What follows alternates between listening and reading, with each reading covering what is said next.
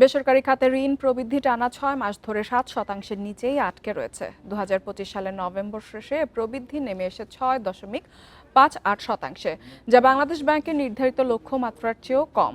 বাংলাদেশ ব্যাংকের তথ্য অনুযায়ী চলতি অর্থ বছরের জুলাই-নভেম্বর সময়ে মূলধনী যন্ত্রপাতির আমদানি নিষ্পত্তি ১৬% বেশি কমেছে।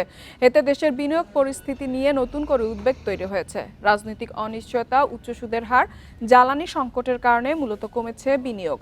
অর্থনীতিবিদ ও ব্যাংকাররা বলছেন, বেসরকারি খাতে ঋণের প্রবৃদ্ধির এই ধীর গতি দেশের নতুন বিনিয়োগ কমে যাওয়ারই প্রতিফলন, যা মূলধন গঠন প্রক্রিয়াকে বাধাগ্রস্ত করছে, যা শেষ পর্যন্ত অর্থনৈতিক প্রবৃদ্ধি, কর্মসংস্থান সৃষ্টি ও রপ্তানি সক্ষমতার উপর নেতিবাচক প্রভাব ফেলতে পারে।